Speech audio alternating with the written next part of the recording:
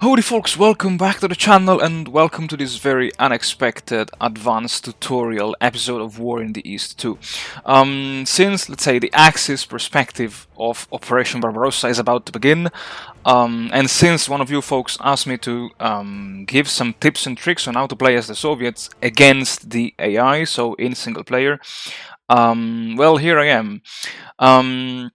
Let's go straight to the point. There will be like 3 chapters. The first chapter deals with the units, the second chapter will deal with the defense, and the third and last chapter will deal with the offense. Now, in regard to the units, let's say the war in the East 2 experience from the Soviet player is basically a war of attrition, and your goal is to have way more units on the map than the Axis AI in this case. And the Soviet player has this, what I call the golden build button. You click on here and then it's very self-explanatory. Here you can select your units of interest that you want to build. Here is the cost in terms of administrative points. And here you have the total number of units, and here is how many units you can have in this specific time period.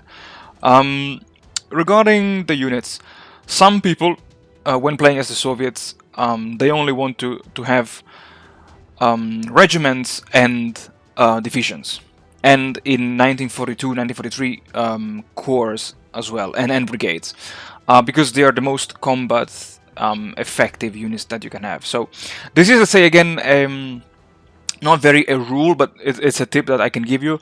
You can disregard battalion-sized units and company-sized units. The best way to do it is to go into the commander's report screen and yeah, like for instance, I was just doing it already just to try a few things, and you can select maybe all the units, or actually leave on let's say all the units here. Maybe let's go to armored, and then if you go here on size, oops, sorry, yeah, you can just select the battalions, and then you can do click on disband, and you will disband the selected units. Not all the units will be disbanded, because to disband a unit, such unit has to be at least 10 hexes away from an enemy controlled hex, so keep this in mind. The best way to do would be ideally to send your units of interest to the reserve theater box, and then once they are there, just disband them. The other way to deal with battalion and company sized units is to send them to the theater boxes, and to do the so-called trading of units. The trading of units is very simple. You basically fill up your theater boxes with trashy units to have a defensive ground value above 100%, so that you can then withdraw from this theater any regiment-sized or brigade-sized or division-sized unit of interest, because any unit that is a brigade or a division is much more useful on the map rather than on the, I don't know, the Northern Front, the Transcaucasian, or the far Eastern Front. One problem that the Soviet player will face in the early stages of the war is the amount of vehicles. I'm playing with the canonical Grand Campaign on the challenging difficulty, just to show you some a few things here and there. And now, normally, as the Soviet player, you will have plenty of vehicles by turn number 6. I know that in the early stages it can be critical to have a decent number of vehicles to make sure that your logistics are up and running and working fine. So again, what some people do is to go to the commander's report and just select the construction units, and on unit name here just type mot.n,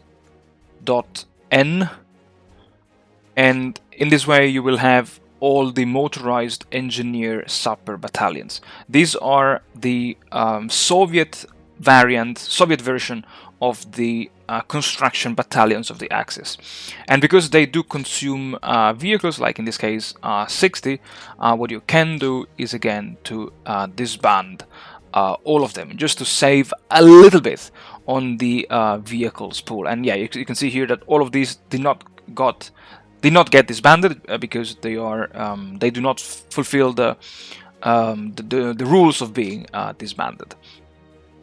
The last thing that I wanted to talk about units are the so-called NKVD regiments, like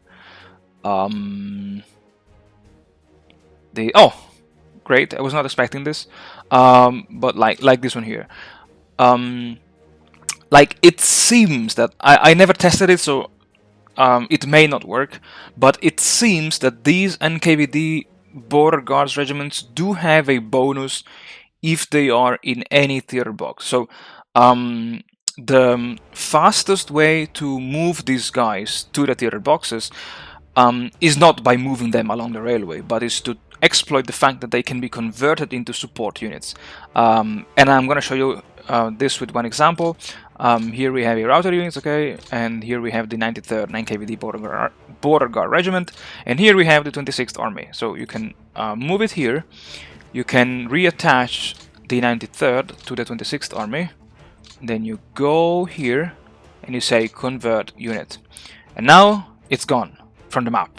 And this will not only saves you on the command power, but now if you move the 26th Army HQ back to Schmerinka, for instance, the NKVD Border Guard Regiment will be, let's say, brought with the HQ unit. So that's how you can easily move the NKVD Border Guard regiments away from the front line and therefore to the theater boxes. And this should also contribute to the filling up of the TB, and therefore should make the trading of the units much easier. Now, defense. First and foremost, the pocket of Bialystok-Minsk. If you want to slow down the AI in advancing towards, say, Smolensk and the Dvina and the Dnieper, you want to make sure the AI invests as many turns as possible in dealing with the Bialystok-Minsk pocket. The golden rule that I figured out is to focus your defense around this heavily wooded area, as well as around the depot of Bialystok. You can also defend the depot in Grodno, even though I think that on the next turn the Axis will crush this line here, so it's totally up to you. But you want to focus your units on the heavily, let's say, defensible terrains like swamps and these heavy woods. And I know it's a bit boring to do, but you have to move your units like I'm doing here. These are depleted, so they don't really matter anymore into this terrain, because it may increase the chance of your units surviving the Axis blows. And yeah, unready. And yeah, I think this is the most important one. Like, you want to have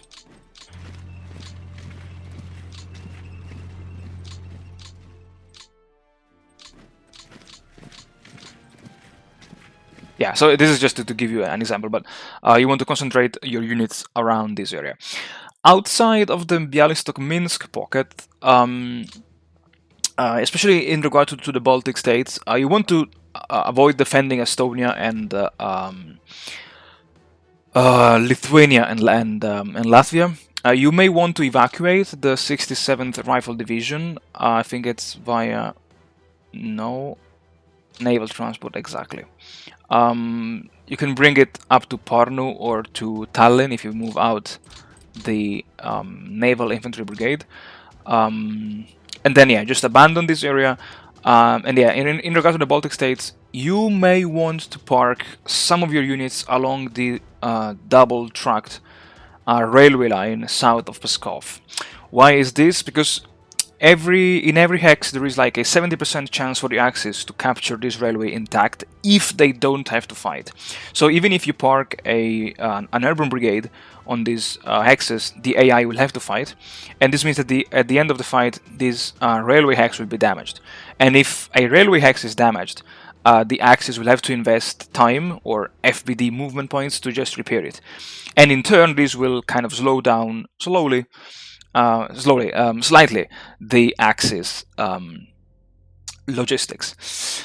And the other trick that I have for the defense is to micromanage your units to have a defense in depth. I was always obsessed with the defense of the Dvina and the land bridge and Vitebsk and Smolensk. And I used to do it by just stacking as many units as possible onto one single line. This can be actually this is wrong in my opinion, because if the Axis breaches through your lines and you don't have any reserve behind, it's just a game over for you.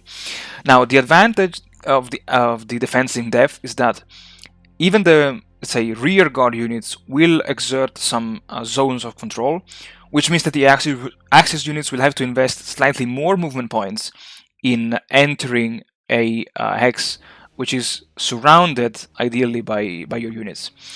And this will force the AI equally to invest more movement points in attacking and displacing your units along different rows of hexes. The disadvantage is that, yeah, as I said, many of your units will be routed, and you will suffer plenty of defeats, at least within the first 4 to 5 turns. If you manage to hold Smolensk for, I don't know, 6-7 turns, it's already a GG basically.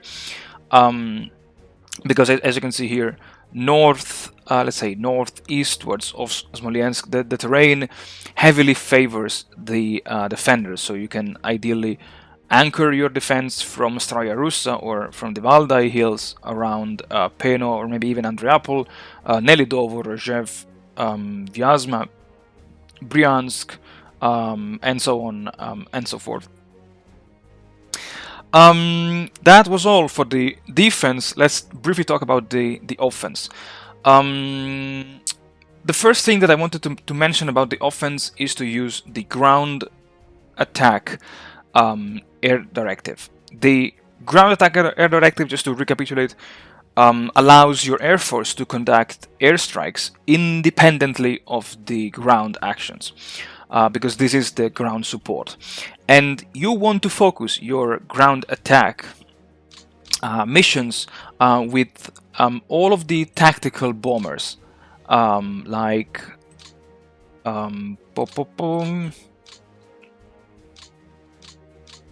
yeah, exactly, like the tactical bombers. Some people even use the level bombers.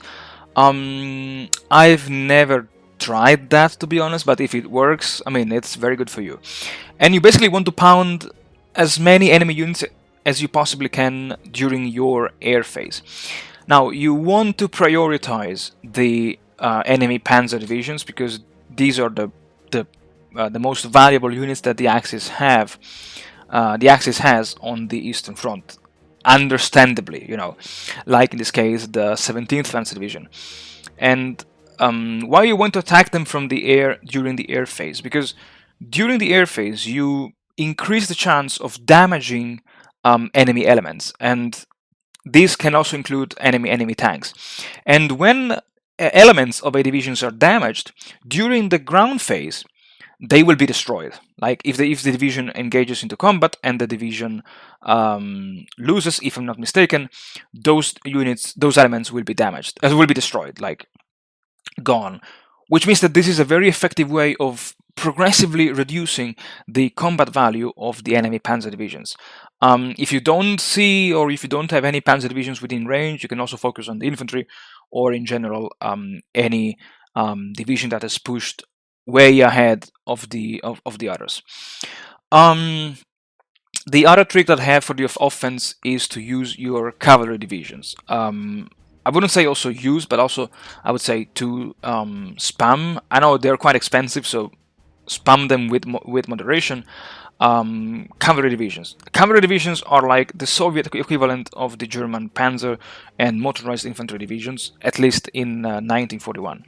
You want to use them to scout enemy units. Like you can pick a cavalry division, you can attack, you can move it here, maybe launch a hasty attack against an enemy division, and then you will see the real defensive value of this unit. And then if you still have enough movement points, you can pull it back, or just march along the contact line and see if there are additional enemy units in, for instance, in this hex here. Now, you want to use cavalry divisions just like the Soviets used them in 1941 to launch raids behind enemy lines. Your number one goal of the cavalry divisions is to damage the enemy railways, because this will completely cripple the enemy logistics and will force the AI to either stop or just to consume even more vehicles to keep their frontline units supplied. And I wanted to show you this with this example. Now, this not always happens, so this could be just a wrong example here. But if I deactivate the fog of war, I'm going to show you something.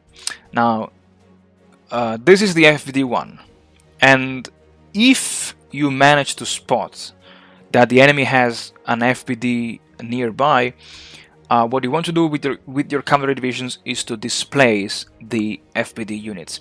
Now, this can also be true for the first turn of the Grand Campaign, especially if the AI does not attack this hex here. Because what happens is that you can move in this case, the 159th Rifle Division here. And now if you go to the railway mode, you have damaged these 4 hexes, and especially these two here. Now, even more interesting is that you have now displaced the FPD-1. Now, what happens when you displace an FPD unit? The FPD on the next axis turn will have 0 movement points. So not only the unit is now, let's say, evacuated to the rears, but now it's kind of frozen for 1 turn. And this is like immense, because you're slowing down and you are stopping the enemy railway repair phase process for 2 turns. Trust me, this is one of the best way to cripple the Axis logistics during 1941 using your cavalry division. Sure, you might lose your cavalry divisions, but this is, in my opinion, a very good investment. When you play on, let's say, hard or impossible difficulty, do not go after enemy HQs, because if the morale is set, if the AI morale is set to 120 or higher, the AI will always pass every leader check, regardless of whether the units are within HQ range or not. So just go behind, just go after the FBD units, and you should be fine.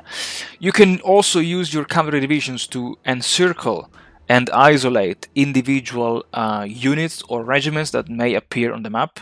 And if you manage to keep them isolated, then you should have an easy game in just destroying them on the next turn. This can be difficult, especially in the early stages of 1941. Of the invasion of Operation Barbarossa, but you can do it. And if you have the opportunity, just do it. And then, when winter comes and when it will be time to launch your counteroffensive, remember to concentrate the firepower along your axis of advance. For instance, you want to reinforce your rifle divisions with rifle brigades. Don't use your rifle brigades as on-map units. Use them as support units to, increase the CV of your rifle divisions, and make sure you have plenty of tank brigades, artillery regiments, and plenty of artillery, because the Soviets don't have engineers until 1943, so it will be difficult to break through the Axis lines in 1941, 1942, but you can still make it if you have the superior firepower. And that's it for this tutorial, folks. I hope you guys enjoyed it. As always, thank you very much for watching. Thank you very much for supporting the channel. And this time it will be really the last advanced tutorial for maybe a while or forever, I don't know. And for sure, we'll see you all on June 15th, so next week. As always, folks, thanks for watching. Be safe, take care, and stay healthy. And I'll see you all next time.